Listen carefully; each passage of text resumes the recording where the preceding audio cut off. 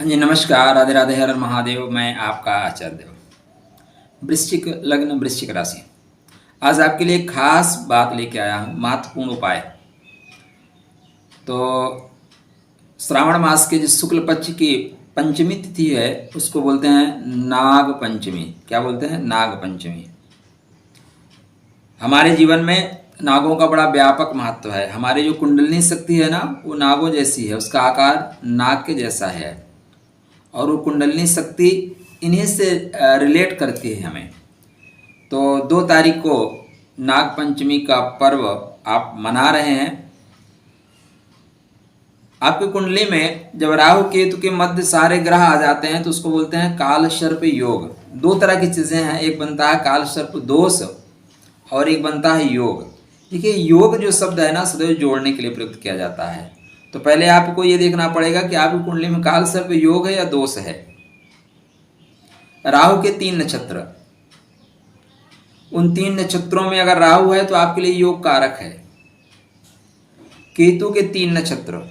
अच्छा, ये काल सर्प योग, क्योंकि शास्त्र में ज्यादातर सर्प योग की बात की गई है। किसकी बात की गई? सर्प योग की। तो काल सर्प योग कहां से आया भाई? तो काल सर्प योग का मतलब है कि जो राहु हैं उनके देवता का नाम है काल, और जो केतु हैं उनके देवता का नाम है सर्प। तो दोनों देवताओं का जो मिलन हुआ उसका नाम बना काल सर्प।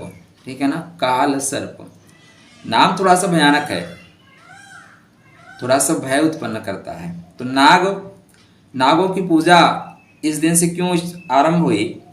तो कथा ये कहती है कि जन्मेजय ने जब नाग यज्ञ किया तो सारे सर्प जो है एक एक करके गिरने लगे।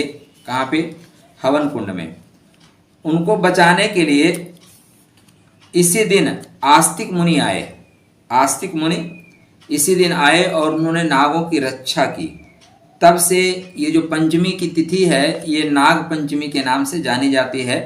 और आपकी कुंडली में यदि काल सर्प योग है, राहु केतु जनित दोष है, तब आपको इस दिन का उपयोग करना चाहिए नाग की पूजन के लिए। देखिए, नाग का जो हमारे शास्त्र में महत्व है बहुत व्यापक है।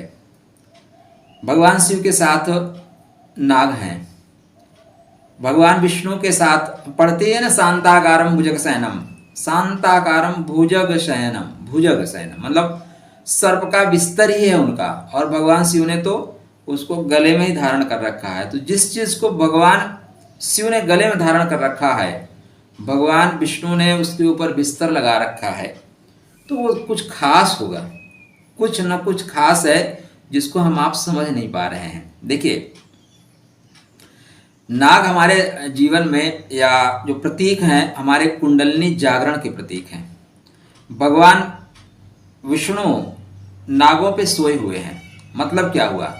आपकी जो जीवन शक्ति है ना, आपकी एनर्जी लेवल है जो ना, वो नागों पे, मतलब आपकी जो कुंडलिनी है उसका जो प्रथम चक्र है मूलाधार, वहां पे है, उसके ऊपर आपका विस्तार है। आपका विस्तार है। तो मूलाधार अगर मजबूत हुआ तो सारे आधार मजबूत होंगे, क्योंकि मूल है। तो इस दिन आप इसका उपयोग नाग की पूजा के लिए करें। पूजा मतलब अगरबत्ती जला देना, दीपक जला देना, कुछ भोग लगा देना नहीं है। पूजा का शाब्दिक अर्थ लेंगे ना तो पू मतलब पूर्णता, और जा माने जानना। पूर्ण रूप से जान जाइए ना, वही पूजा है। किसको जाना? जो आप विधि कर रहे हो, जो क्रिया कर रहे हो, उसको पहले जान लेना ही पूजा है। तो इसको जानिए क्यों कर रहे हैं। और सारी चीजें हमारे कर्मकांड है। क्या है? कर्मकांड है। वहां तक पहुंचने की विधि है। हम षोडशोपचार पूजन क्यों करते हैं? हम पूजन करते करते परमात्मा में कंसंट्रेट हो सकें, इसलिए षोडशोपचार पूजन करते हैं। लेकिन गलती कहाँ करते हैं? जब हमें कंसंट्रेट होना चाहिए तब तक हम क्या होता है, गोविंदाय नमो नमः कर देते हैं, घंटी बजाते हैं, शंख बजाते हैं और थाली पीट के प्रसाद बांटना शुरू कर देते हैं। भाई, आप दिल्ली तक पहुंचने वाले हैं कहीं से, तो दिल्ली पहुंचने के बाद क्या करना है आपका, ये लक्ष्य है ना। दिल्ली पहुंचना लक्ष्य नहीं है। दिल्ली पहुंच के क्या करना है ये टारगेट होना चाहिए आपका। आप वहां पहुंच के करने किस लिए गए हैं? तो नाग पंचमी के दिन अपने शक्ति को जानने का दिन है।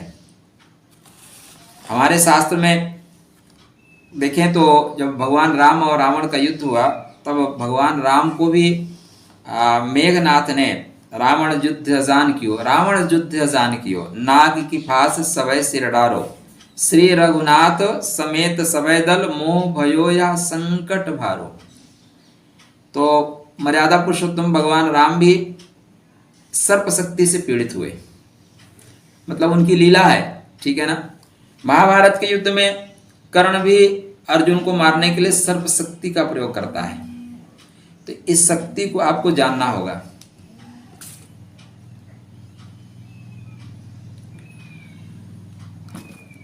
आपकी कुंडली में राहु और केतु दोनों इस शक्ति को बताते हैं। अगर आपके लग्न में ही राहु है तो आप जान लीजिए कि पिछले जन्म में आपकी जो मृत्यु हुई है किसी दुर्घटना से हुई है, और इस जन्म में जो आप आए हैं किसी विशेष उद्देश्य के तहत आए हैं।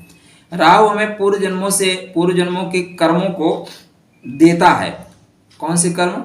जो थोड़े से गड़बड़ हुए हैं। और केतु जो है शुभ कर्मों से कनेक्ट करता है। तो इस दिन नाग देवता की पूजा आराधना करनी चाहिए। कभी भी आप जाएं किसी भी शिव मंदिर में, वहां पे सर्प देवता जरूर मिलेंगे। शिव के ऊपर छत्र छाया है उन्हीं की। और आपके बगल में जो वीडियो चल रहा है आप देख ही सकते हैं कैसे लिपटे हुए हैं नाग देवता, कैसे शिव जी से लिपटे हुए हैं। तो बड़ा खास संबंध है। शिव मतलब मुक्ति, विष्णु मतलब मुक्ति। तो नाग की पूजा आपको मुक्ति की ओर बढ़ाएगी। नाग का जो विष है ना उसको हीरा बनाना है। आपकी कुंडली में आर्द्रा, स्वाति, शतभिषा, आर्द्रा से स्टार्टिंग होगी, स्वाति तक पहुंचना है। स्वाति में आपका जो विष है, आपके जीवन की जो कठिनाई है वो धीरे से हीरा बनने की ओर अग्रसर होगी। क्या? हीरा बनने की ओर अग्रसर होगी। और शतभिषा में जाके वो हीरा बन जाएगी। 100 डॉक्टरों की शक्ति है। आर्द्रा आपको रुलाएगा, तो जीवन में राहु केतु का प्रभाव आपको रुलाएगा। आर्द्रा ऐसा नक्षत्र है ना, वहां रोने के लिए आंसू भी नहीं बचते। तो इस तरह का आपको रुला देगा। अब जो पार्ट आपकी कुंडली में इससे संबंधित वो पार्ट आपको रुलाएगा। तो आपकी कुंडली में अष्टम भाव में आर्द्रा आएगा, ठीक है ना। 8वें घर में आर्द्रा आएगा। और आपकी कुंडली में द्वादश भाव में राहु का नक्षत्र स्वाति आएगा। स्वाति मतलब तरसा देना। और इन दोनों से अगर आप निपट सके तब आपके सुख भाव में राहु का तीसरा नक्षत्र शतभिषा आएगा। ध्यान देने वाली बात है, तब राहु का नक्षत्र शतभिषा आएगा। केतु महाराज की बात करें तो केतु स्टार्ट कर रहे हैं आपके खष्टम भाव से। केतु अश्विनी नक्षत्र आपका खष्टम भाव में आएगा, ठीक। उसके बाद सिंह राशि में उनका मघा नक्षत्र आएगा, मतलब आपके कर्म में खष्टम से कर्म, संघर्ष के बाद आपको सफलता, नौकरी इत्यादि जो सारी चीजें मिलने वाली हैं वो आपको आएगा। एक और नक्षत्र है जिसका नाम है अश्लेषा नक्षत्र। अश्लेषा नक्षत्र आपके भाग्य के घर में है। तो अगर आपको भाग्योदय चाहिए तब भी आपको इस दिन नाग पूजन करना चाहिए। नाग पूजन में नाग के स्त्रोत का आप जाप कर सकते हैं। नाग के स्त्रोत आपको आप टाइप करेंगे ना गूगल पे तो आपको मिल जाएंगे। साथ में इस दिन ये जो काल सर्प योग होता है ना, 12 तरह के काल सर्प योग कहे गए हैं। अनंत कुलिक वासुकी शंखपाल पद्म महापद्म तक्षक कारकोटक शंखचूड़, ये करके 12 तरह के काल सर्प योग बनाए हैं। ये राहु केतु के स्थिति के अनुसार आपको फल देने वाले हैं। तो इस दिन क्या करें? नाग देवता की पूजन जरूर करें, नाग देवता की आराधना अवश्य करें।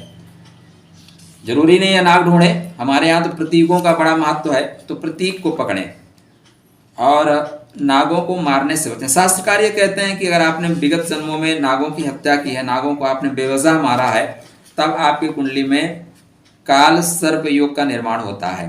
तो 9 नाग स्त्रोत आप पाठ कर सकते हैं। अनंतम वास्किम से संपदो नाभम चमकम बलम शंखपालम धार्तराष्ट्रम रक्षम कालिकम तथा, ये 9 नाम आप पढ़े ना। एतानि 9 नामानि नागानां च महात्मनम सायंकाले पठे नित्यम प्रातः काले विशेषतः तस्मै विस्भयम नास्ति सर्वत्र विजयी भवेत। मतलब आपको हर जगह यत्र तत्र सर्वत्र विजय मिलेगी और सर्पों का डर आपको खत्म हो जाएगा। तो आप सर्व प्रार्थना कर सकते हैं और 9 नाग का इस दिन आप मंत्र का जाप करें। एक और छोटा सा मंत्र आता है जिसको बोलते हैं सर्प गायत्री। अच्छा, जो एक और देवी है ना जिनका नाम है मनसा देवी, मनसा देवी, ये नागों की देवी मानी जाती हैं, नागों की अधिष्ठात्री मानी जाती हैं। तो आप इनकी भी पूजन आराधना करें, इस दिन लाभ होगा। आप सर्प गायत्री मंत्र का जाप करने से भी आपको लाभ होगा। ओम भुजंगेशाय विद्महे सर्पराजाय धीमहि तन्नो नागा प्रचोदयात। ठीक है ना, इस मंत्र का जाप करने से भी आपको निश्चित रूप से लाभ होगा। जो राहु केतु हैं ये बांधते हैं, मतलब कोई आप पौधा छाया में लगा दो तो उसका ग्रोथ तो तेजी से होता है लेकिन स्थायित्व तो नहीं होता। तो राहु केतु का प्रभाव आपको स्पीड तो पकड़ाता है लेकिन स्थायित्व तो नहीं होता। राहु अनंत है, राहु छीन लेता है। तो आपकी कुंडली में जिस पार्ट में राहु बैठा है उस पार्ट से पीड़ा मिलेगी। तो लगन में बैठा है तो शारीरिक पीड़ा मिलेगी, सेकंड हाउस में बैठा है तो आपके परिवार वाले पीड़ा देंगे, थर्ड हाउस में बैठा है तो बंधु बांधव मित्र आपको चीटिंग देंगे, फोर्थ हाउस में बैठा हुआ है पाप प्रभाव में, ये मैं पाप प्रभाव की बात कर रहा हूँ, तो फिर आपको भूमि भवन वाहन संबंधी कष्ट देंगे, कोई ना कोई प्रॉपर्टी पे आपको मुकदमा चलेगा चलेगा। पंचम भाव में तो संतान संबंधी कष्ट देंगे, संतान संबंधी राहु पंचम भाव में संतान संबंधी कष्ट देता ही देता है। अब राहु आपके कुंडली में यहाँ पे देखिए, और कोई आपकी वृश्चिक लगन वृश्चिक राशि है तो सीधे सीधे नक्षत्र आपके कुंडली में मिलते जाएंगे। चतुर्थ भाव में राहु जाएगा तो उसको सतविसा मिलेगा, पंचम भाव में जाएगा तो वहाँ पे गुरु का नक्षत्र, शनि का नक्षत्र, बुध का नक्षत्र मिलेगा, तो कोई ज्यादा दिक्कत नहीं होगी। यद्यपि पंचमेश ठीक हुआ तो संतान आपको दे देगी, लेकिन राहु संतान को बिगाड़ देगा, राहु संतान को बिगाड़ देगा, राहु उदर विकार दे देगा। खष्टम भाव में जाएंगे तो अश्विनी का प्रभाव लेके शत्रुहंता योग बना देगा। सप्तम भाव में जाएंगे तो सप्तम भाव में जाने से फिर आपके दाम्पत्य जीवन को खराब कर देगा, अवैध संबंधों की ओर ले जाएगा। आपका जीवन साथी या आप शुक्र की कंडीशन को देखना पड़ेगा, अवैध में जा सकते हैं। अष्टम का राहु रुला देगा। अष्टम का राहु के साथ परेशानी ये आएगी कि अष्टम का राहु आर्द्रा का सफर करेगा। अगर आर्द्रा में है तब आपको निश्चित रूप से रुला देगा। वहीं पे अगर मृगशिरा में है, पुनर्वसु में है तो उतनी दिक्कत आपको कुंडली में नहीं आएगी, लेकिन आर्द्रा में जाते ही परेशान करेगा। यहाँ पे एक और खास बात, जब भी आपकी कुंडली में सेकंड हाउस में राहु आ जाए, अष्टम भाव में राहु आ जाए, तो शास्त्रकार कहते हैं ना कि ऐसे लोगों की जो वाणी होती है वो काली होती है। दरअसल जीवा काली नहीं होती, सच ये है कि आपको आभासी क्षमता बहुत ज़्यादा होती है और ऐसे लोग जो कुछ बोल देते हैं वो सत्य हो जाता है। तो याद रखिए, जिसके भी कुंडली में सेकंड हाउस में राहु है, एट्थ हाउस में राहु है, मतलब केतु राहु का आपस में एक्सचेंज है, मतलब हो ही जाएंगे, तो किसी के प्रति अगर आप क्रोध में कुछ बोलेंगे तो घटना घट जाएगी, घटना घट जाएगी। कहते हैं कि ऐसे लोगों से दुश्मनी नहीं करनी चाहिए, और शायद दुर्वासा महाराज के कुंडली में भी कुछ ऐसा ही योग रहा होगा, जो वो कहते थे वो सत्य हो जाता था। तो इस दिन भगवान शिव की आराधना करनी चाहिए, भगवान शिव की उपासना करिए, नाग स्त्रोत का जाप करिए, शिव का अभिषेक करिए, और नागों के लिए आप रक्षार्थ कुछ कार्य कर सकते हैं तो रक्षा करिए, उनको मारिए नहीं, उनके प्रतीक की पूजा करिए। और इस दिन मदारी जो है ना, नाग लेके नाग का दर्शन करने का भी बड़ा महात्मा है, तो नाग दर्शन भी आपके लिए बेहतर परिणाम देने वाला है। जंगल कट रहे हैं, नाग कहाँ जाएं, इसलिए एक पौधा आता है इसका नाम है सर्पगंधा, इसको लगाने से सांप बेचारे परेशान हो जाते हैं।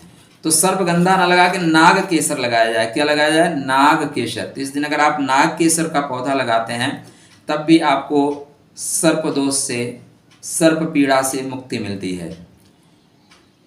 सर्प गायत्री मंत्र का पाठ करते हैं तो राहु केतु जनित पीड़ा से आपको मिलती है। जिनके ऊपर राहु का प्रभाव होता है उनको सपने में सांप बहुत दिखाई देते हैं। तो अगर आपको सपने में सांप दिखाई देता है, अंधेरा दिखाई देता है, आप ऊपर से नीचे गिरते हुए दिखाई दे रहे हैं, तो कहीं ना कहीं ये राहु की पीड़ा है जिसको आप समझ नहीं पा रहे हैं। आपके कुंडली में अष्टम भाव में राहु है, मतलब नक्षत्र उसका आर्द्रा है, द्वादश मुक्ति के घर में स्वाति नक्षत्र है, इसलिए आवश्यक है इसका उपाय करिएगा। बातें तो बहुत हैं लेकिन वीडियो हो जाएगा ज़्यादा लंबा। कोई चीज़ अगर आपको नहीं समझ में आ रही है तो व्हाट्सएप पे आके पूछ सकते हैं, कमेंट के माध्यम से। कमेंट का सबको जवाब देना मुश्किल होता है, तो लेकिन फिर भी मैं कोशिश करता हूँ सबको जवाब दूँ। चलिए, आपके लिए मंगल में शुभकामना, नाग देवता आपके ऊपर कृपा प्राप्त करें। हमारे शास्त्रकारी मानते हैं कि जैसे हमारे नाभि में कुंडलनी हमारी बैठी है, कुंडलनी का स्वरूप है, वैसे पृथ्वी के स्वरूप में भी नाग देवता का सपोर्ट है। हालांकि आज की वर्तमान परिदृश्य में इसको आप ऐसे ही लें कि आप अपने शक्ति को एकाग्रित करके आप विस्तार कर सकते हैं। सर्प के जहर को आप हीरा जैसा बना सकते हैं, ठीक है ना, मणि जैसा बना सकते हैं। तो संसार की जो पीड़ाएं हैं उससे निकलने के लिए इस दिन का उपयोग आप करें। जो आपके घर में राहु जनित लोग हैं, जो बेवजह आपको डंक मारते रहते हैं, दंश देते रहते हैं, उनसे मुक्ति के लिए आप इस दिन का उपयोग करें। परमात्मा शिव आपके ऊपर कृपा करेंगे और राहु जनित लोग आपसे शांत हो जाएंगे, आपसे प्रसन्न हो जाएंगे, आपको दुख नहीं पहुंचाएंगे। चलिए आपके लिए मंगलमय शुभकामना।